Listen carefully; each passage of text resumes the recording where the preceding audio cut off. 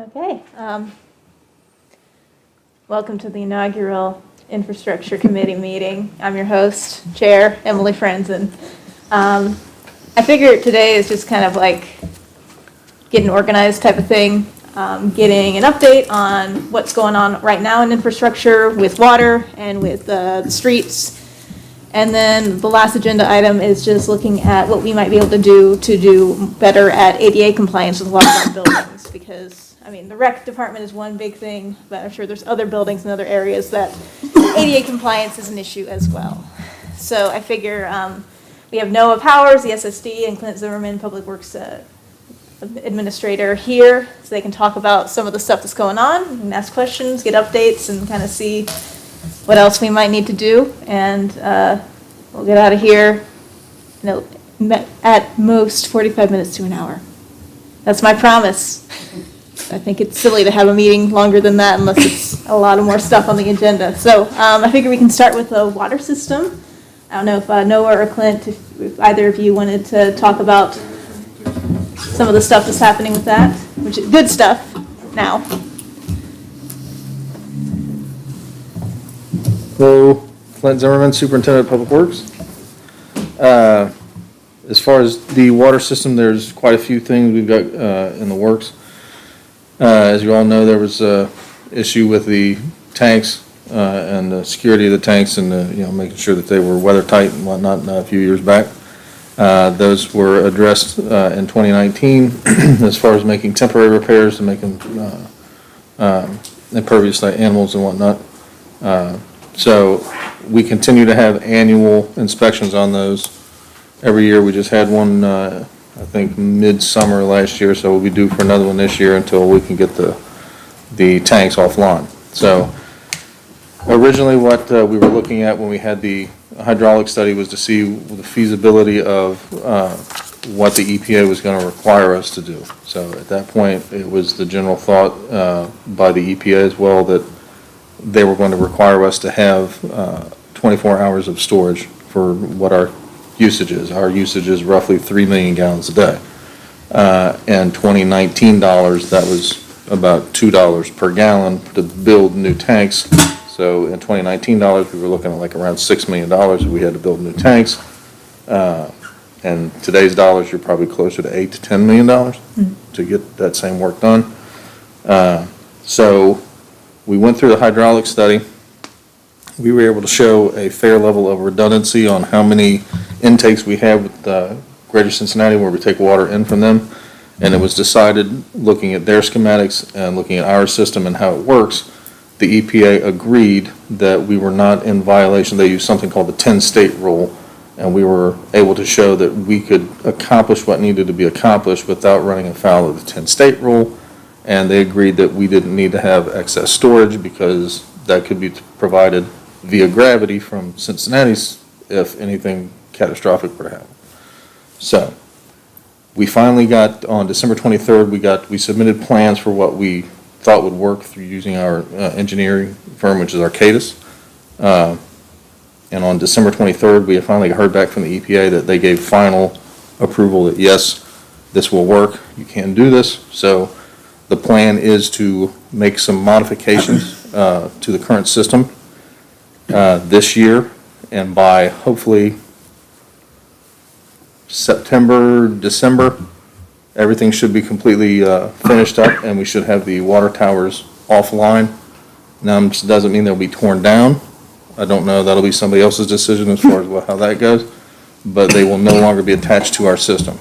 We will continue to have the annual inspection done until that point, but in order to get to a point where we can do that, there's going to be a new system interconnect, a new master meter pit will be built at Wayne and Section, where we currently have an old one on standby that has not been used. That will be upgraded. We will be reconfiguring an existing interconnect at Montgomery Road in Cypress. So there's already a PRV there. We'll be adding a smaller one to kind of balance out where the water splits and goes some up Montgomery Road and some up Cypress Way. There will be a new piping connection right behind where the tower is currently set that will connect the pressure zones of the Highland Avenue zone and Indian Mound, basically bypassing the towers. That connection alone is what's going to give us a little bit higher pressure up in the higher areas, but substantially increased fire flow, which I know the fire chief is very happy about, especially up in those areas. Then in the southern part, down around Lexington and a couple on Edwards, we'll be adding surge relief valves. So right now, the one benefit of having the tanks is if we were to get a large pressure surge, if our pressure regulator were to fail, it has somewhere to go. It acts as like an expansion tank, and it kind of absorbs that, okay? Once that's gone, it'll be a solid system. We get a pressure spike, PRV malfunctions. We have a spike in pressure. We have a very old system. So we've been able to mitigate breaks by regulating how the pressures, we don't have pressure spikes, so we kind of treat the system with kid gloves until we can get it replaced as we go. So we'll have some pressure relief stations at that point, so if we ever were to have a massive PRV failure, it would dump water until we could get the PRV fixed and keep the pressure from spiking. And I believe that is, the last one was an addition of a service overpressure protection, or a new pressure regulator at Edwards and Minot, but that has already been brought online, so one of these things has already been done. We'll be looking to, working with the EPA, hopefully applying to the state revolving loan grant from the EPA to pay for the funding for this. I'll be seeking a couple different funding avenues. When we originally started talking about this, we thought all these things were probably going to be running in the realm of about $400,000, something like that. That cost is now ballooned to between 7 and 9 because of supply chain and labor costs right now. So I'll be looking towards that, but that is the end game. That should be finished per the director's orders from the EPA and the agreement that we have with the city of Norwood and how we've worked with them. That should be finished by September. I've got a meeting with the EPA. We may be asking for a little bit of a leeway, and only by a couple months. We're not talking about a year, but just a couple months because of supply chain issues and funding, timing, and things of that nature. Second up, we've got the water meter program that will be coming up. We'll be placing all the water meters 1 inch or smaller, which is basically all the residential meters. The city of Norwood does not own or maintain any meter over 1 inch. They're the property of the property owner. And as a result, we will be sending out a letter this year notifying those residents. And this is not something new. This is an ordinance that's been on the books since 1983, that they are the owners of their meters. They are going to have their meter tested. If it's older than 5 years, or if they haven't had tested in at least 5 years, you have to have it tested. If it fails the AWWA standards for accuracy, then it will be on the property owner to replace that meter with a very specific meter that will comply with the new meter system that we're going to be installing for the residential meters. So we'll have continuity across the system, and it'll have the largest impact of making sure that our non-revenue water numbers drop, which is currently around 27-28%, which is fairly high. The other things that we have as far as water is there's a fair number of money that's available, both through grants and loans. And typically when you apply for water grants, you apply through the straight revolving loan process, which has always just been a pool of money that the state got from the federal government. Low interest loans, some of it grant, they call it principal forgiveness, but it's basically a grant. That has now been amended with the new passage of Congress for the Infrastructure and Jobs Act. So there'll be more money coming through to the states and available, and Congress has decided to use the state revolving loan fund application and award process as the mechanism to award that money for water and stormwater projects and things of that nature. So nominations have to be in for the 2023 funding year by March 4th. I'm working on quite a few things to apply for funding. So we'll know more as we go through the process, but I'm going to nominate several. Hopefully we get A few more things paid for through federal grant money and/or low-interest loans. We do have a certain amount of loan money that has been, Sir Noah will be able to speak a little bit on this as well. Some money has been made available to us. We have to pass some legislation. Something will be coming to Congress, or coming to council later on in the month, where we've been offered grant money in the amount of upwards of a little over $300,000 for specifically the Regent Avenue area where we currently got construction going on. And this is going to be funding that's going to be available to the homeowners on that street and that stretch of the reconstruction, that if they have a lead service line or something that meets the specifications of being lead service line or galvanized that has been connected to lead, it will cover the cost for the homeowner to replace their side. We're already replacing the city side from the main to the curb stop at the curb. This will cover anybody who has a lead line who's willing to sign up and participate. It will cover the cost of running it and removing the lead completely from the system all along Regent Avenue. Nice. How will they be able to apply for that or get more info? That's kind of, there's going to be kind of an agreement. They're going to have to agree to it's basically a form letter saying that, you're granting us permission to replace the lead line. It'll be laid out basically what comes with it, what we will replace, what we won't replace, because it'll basically be the same contractor that's doing the job on the water main and doing our sides. They will just be charging whatever the extra amount is to complete that work all the way up to the house. That part will then be charged to the city, and I think these funds will be reimbursed to the city of Norwood too. And this is specifically an H2 Ohio grant from the governor. This is not a loan. It's a very exciting opportunity for the people living on Regent. Hopefully things like that will be a little more common as we go forward, because I'm really hoping to get some participation from the EPA state revolving loan on removing lead service lines from the system over the next few years. So that's about the water system in a nutshell right now. Awesome. Well, thank you so much, Clint. Thank you. So, one brief question. Sure. Is this something that the homeowners are going to be notified, like via a letter? Yes. When they have, okay, cool. Yes, there will be some, because we're also going to be providing some information probably on the city websites, probably health department lead's website, federally approved language that the EPA uses, describing the dangers of lead, the advantages of removing the lead all at the same time, and notifying the homeowners that, you've got such and such time to make up your mind whether you would like to have this done or not. This is going to be the parameters. This is going to be how it's done.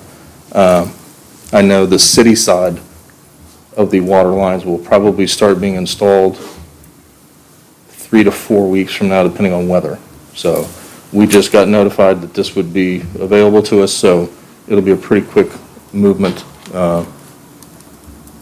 to get that out to the residents and hopefully get as many people on board as we can. I'd love to have everybody that has a lead line replaced, but it is going to be an individual decision at that point for the property owner. So, any other questions?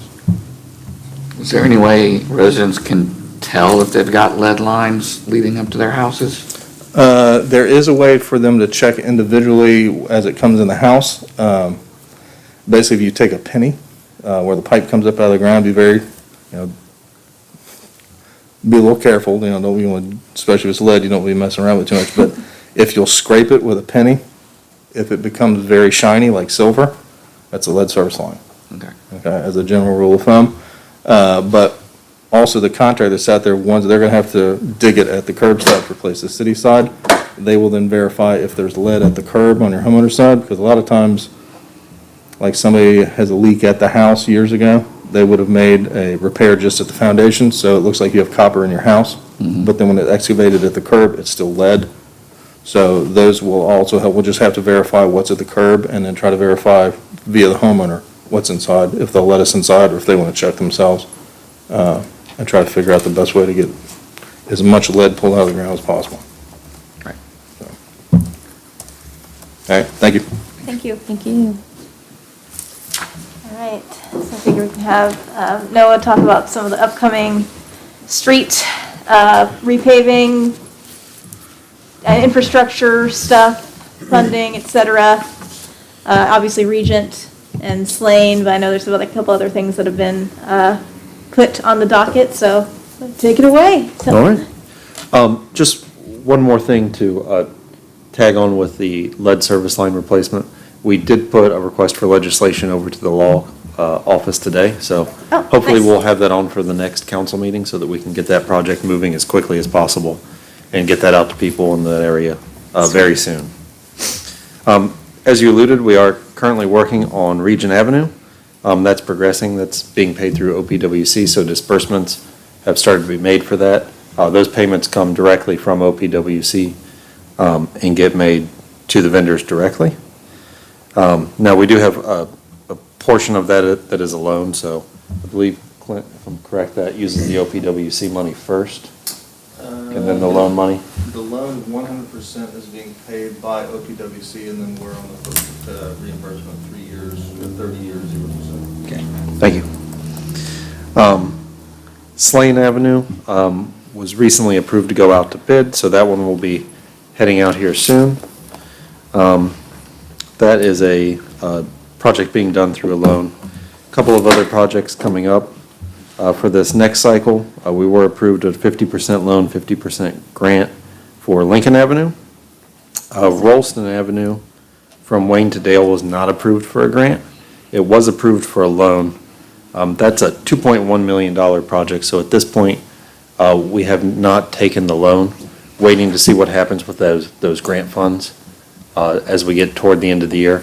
There's some possibilities you go later into the year that grant funds become available because another municipality may not use all of their grant funding, so that being a particularly more expensive one, we want to see what's available for that later. And that may be one that we just try to put out for another grant cycle in a future year. South Jefferson was not funded or offered a loan. Sometimes the loans can come in later, same way with the grant fund. So keep our eye on that one. That one may also be going out in an additional year. The Varlman Court, Varlman Avenue and Arklow Court, that one will begin this summer. That's a mill overlay, spot curb replacement where necessary.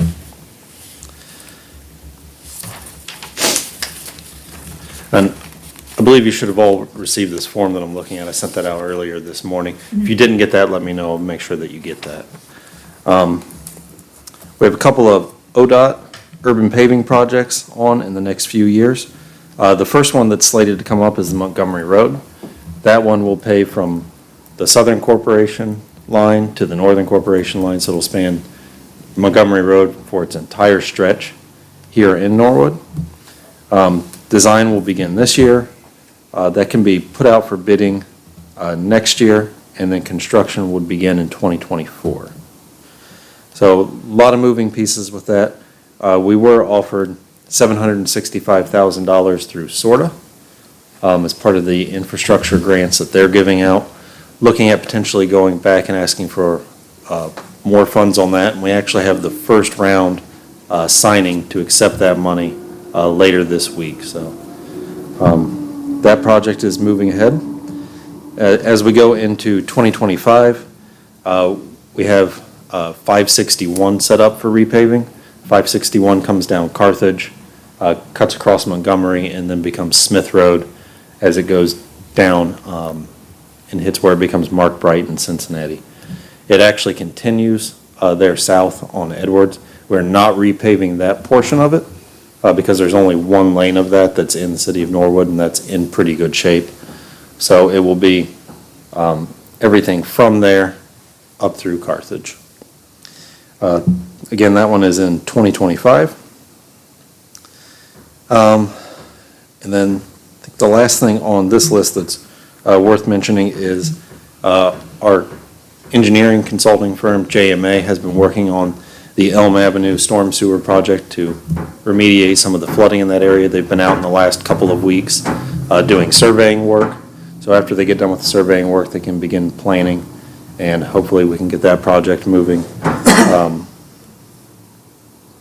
I believe will be fall 23 or fall 22, depending on what sort of funding mechanisms we want to look at. the fall 22, hopefully. Okay, cool. Yeah.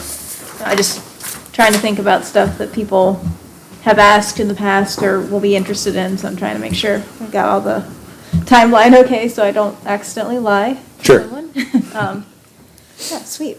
Well, that sounds awesome. It's good to know what's coming up. I think for me as a new council person, getting this obviously I've spoken to you in private, but like getting this information and being able to actually say to someone who asks like, when is my street being paved? And be like, well, I'm not sure, but here's kind of an idea of what we're looking at and why we're paving this street as opposed to this street. Or if Absolutely. their street is getting paved, I can at least say, yours is getting paved, congratulations, you just won a new street and maybe new pipes. Woo! So, thank you so much, Noah. welcome. Anyone else have any questions? So, when we repave a street, how long does the new pavement typically last if it's well taken care of? Well, that is, I think, a better question for Clint than it is for me. I guess it, Yeah, as long as you can hear me, 20 to 25 years is typical roadway. Okay. With proper maintenance, but there's new technologies coming out every day to try to, keep them sealed. The biggest problem is snow and ice. So when water permeates down to a road base and it freezes repeatedly, it causes the road to fail completely, and at that point, you're talking total construction, not a mill. Right. I think something, I don't know how we look into this, quite honest, but when we do get loans, I know that we always get good terms on the loans, but they are 30-year loans. I don't want to be paying loans back on roads that we have to repave.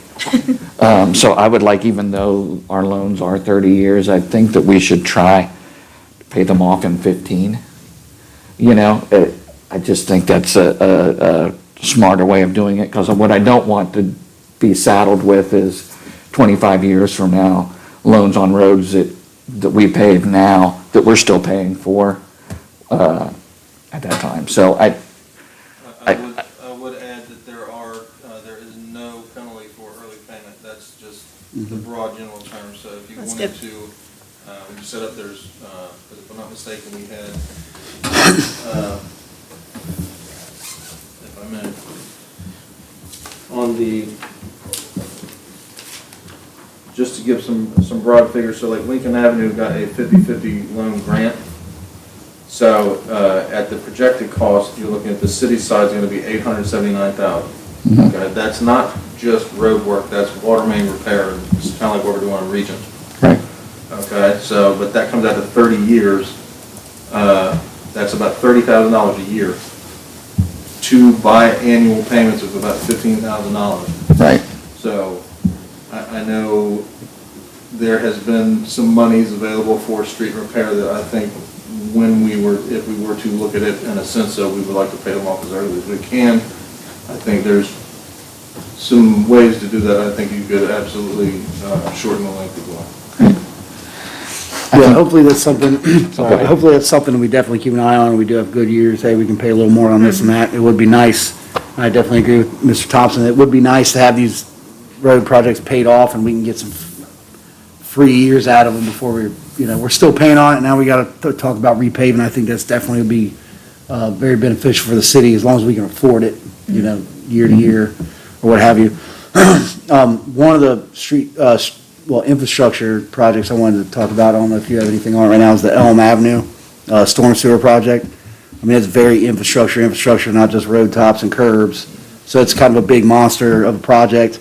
And last council, I was able to meet with the mayor, JMA, Gabbard, and we even brought our state representative in as well, just kind of help guide us in that as far as like what we can do statewide and all that. I'm going to try to continue those meetings quickly as possible. I want to have this meeting first because this kind of the committee covers it. Then I want to meet with Mr. Powers, JMA, and continue that and kind of bring back some updates as well as get some knowledge for the residents over in Ward 1. And the latest information I had was they were out there surveying. We got them out there surveying, and I got a lot of messages and calls and excitement. They're actually doing something out here. Yeah. Something's happening, which is nice. So things are getting done. Some things are bigger than others. Some things are more important than others. And I definitely appreciate you rescinding that roads plan because It did get lost in my emails for a while. I try to star things, but it does get lost when you get 1,000 emails in a year. And that's something I think we can share with the residents a little bit and just kind of let them know, hey, my street, it's not numbered, but it's priority list. And they can kind of see, all right, my street's, an F. It must be coming up soon if it's, we're working towards that. So I don't know if you got anything else you want to say on Elm or kind of an update that I don't know already, or? No, that's the current knowledge that I Yeah. have on it. And to me, it seemed like we're pretty much on a good pace. Right. A I'd good just schedule. like to add one thing. I think the reason why you see on that structure, the reason why we're hoping for 22, but we've put a contingency in there for 2023, is you also remember when I said there's going to be lots of money coming down from the federal level on this information and job, or the Infrastructure Yeah. Jobs Act, that will also be, fall underneath that umbrella, but stormwater nominations aren't due in and won't be accepted until August Yeah. of this year for the 2023 funding cycle. So if it is something that we can get paid for, that's what would push it back, not our will. We would love to do it tomorrow if possible. Right. But it's just, Yeah, that's the reason why 2023 is. absolutely. Thank you. Yeah, that's really great news for them, and I'm glad that you've been keeping them updated, Chris, because I know it's been such a huge thorn in everyone's side and Yeah. pain in their butts and wallets for decades. So I'm glad something's actually happening, yay. All right, so the last thing I wanted to talk about a little bit, and this is more of a, something to start thinking about planning for, is ADA compliance. So, obviously, this building, we have an elevator, we're ADA compliant with that, but we have the rec center now that's not ADA compliant. The community center, not actually ADA compliant really, because you can't get on the second or third floors without getting carried up if you're in a wheelchair. So that's something I want to think about, making a priority in the budget, especially for the rec center, since that's kind of getting up and going. I know it's fairly expensive. I know Gabby said, hundreds of thousands of dollars potentially. And it's something we just kind of have to do a bite at a time. So I know from talking to Noah before that Sharonville had gotten an ADA compliance plan for all their buildings recently. So I was going to try to reach out to them and see what they had and see kind of what their timeline is, because I think they had a similar problem where they had older buildings that just were not built to the same standards as today. And just see what kind of money we could look for. I mean, a lot of it also depends on what the budget looks like for this year, any special grants or special funding opportunities that the states or federal folks might have. So I didn't know if anyone else had any comments on that, or is that something that you guys think would be a good thing to look into? Well, I could be completely wrong, so hopefully Noah knows. I do remember kind of talking to Gabby, I vaguely in my head remember talking to Gabby about there being some time allowed Oh, yeah. for that. So though we're not in compliance where we want to be, we definitely want to get that done before we are actually out of compliance for the allotted time. Right. But I agree, that's something, if we can swing it, we can get it going, let's get it done now, so our residents are benefiting right away versus waiting that time out, if the money's there and if we can make it work. Okay. So I think that's a good idea. Yeah, I think I'll just kind of look into that, and I figure I can talk to Noah and get in contact with the person that was responsible for that for Sharonville, and I'm sure other places have similar issues, and we can see what they did and see what kind of money we'd need. A lot of it, like I said, will just depend on how much money we have this year, which I guess we will be finding out relatively soon. And I'll also try to get some hard figures on what specific needs we'd need for each of the buildings that we have.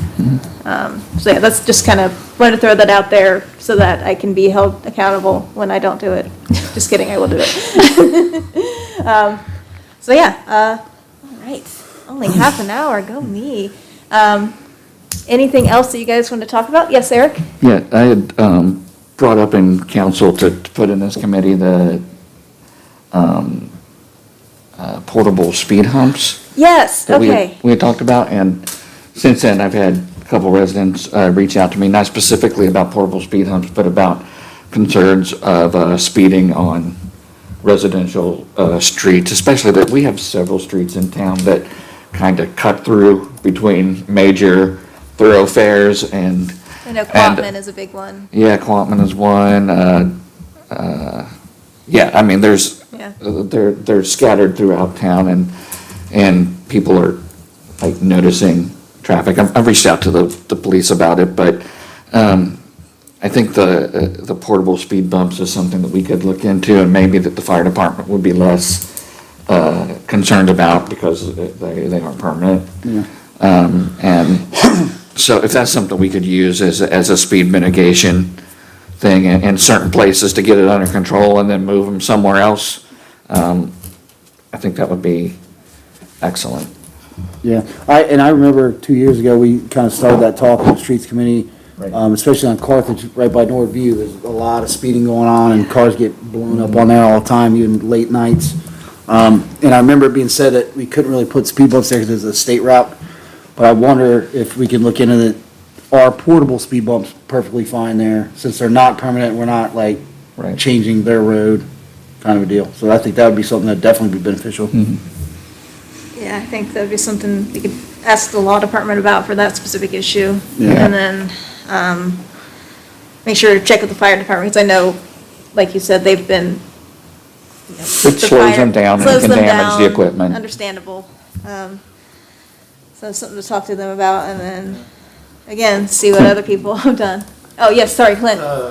Speaking of, like, trying to get a handle on speeding and whatnot, like, when you repave a street, it becomes like like everybody wants to fly up the street. So we knew we were having that problem, because the mayor brought it up. He said, I don't want this to be a thing. So we installed some new solar-powered MPH signs on two on Indian Mound and 2 on Sheridan. And what I've recently found out is these signs that we have, they don't have any cameras or anything in them like that, but they do have enough storage capacity in it that it can log how many times that the speed limit has been broken, how fast whatever vehicle has been going, and what time of day. And you can download that report. It's kept on a cloud system, and you can kind of download that report where that information could be made available to the police department. Like, look, and these times of day is when we're seeing people speed. So like if you have a bunch of people, around between 3 and 4:30, that seems to be when people are speeding up these streets. That way you can actually get with the police department, maybe have them target those areas, as an alternative to, and maybe even in addition to, whatever council decides to do on speed bumps. But I do really like the new MPA because if you go over, you can set it so that if you go over the 25 mile an hour, the numbers turn to red, it'll flash slow down. So at that point, you can't say, well, I wasn't paying attention to my. Right. It's blaring at you. It sounds like that data would definitely help us as a city, but do we know or think that data could help, if we apply for grants, funding kind of thing, if we do want to do some of those projects? Possibly, absolutely. I mean, I'm sure there's a lot of funding avenues that are available, but they've all got their own hoops you have to jump through, and they want, compliance on certain things. So sometimes it makes sense, sometimes it doesn't, but I'll absolutely see what might be available. But I just thought that might be something, I thought if we may be able to, instead of just having a policeman set in a specific area all day long or whatever, if you like, look, this seems to be the times when it starts happening, then they could kind of target those areas as they're being affected. I thought it might be a more effective use of the police time. Are those signs portable? They are, but the ones that we mounted on decorative poles, so those are permanent. Okay. But they can be moved. We would just have to figure out what poles we could use, because I know Duke, you have to get their permission for joint use if you were to use a Duke pole. And that could be another thing is purchasing a few more of those that we Correct. put strategically in different places. I would like to, going forward, I'm going to pose the question to the administration, but, if every time we redo a street in this new, I think that should probably be kind of a standard. Yeah. And as streets get redone, these kind of get put up, at least, one going each direction to kind of, not necessarily, not that I'm wanting to keep tabs on, how, but just, it's a visual reference. This is a walking community. It's 25 mile an hour just about everywhere in Norwood. If you're doing 45 up a side street, sorry. But Yeah, I know Forest has that issue a lot too. We have the little flashing, I think it's the older style flashy guy that's on the pole on Forest. So, yeah, I think would, especially as we start repaving more streets, to start thinking about updating our signage. Yeah. Updating street signs would be great too, but I know that's another conversation. So, yeah. Anything else that we should discuss while we're here? Things that we'll need to look into? All right. Gavel, gavel. We are done. Congratulations. We're done. Thanks, Steve.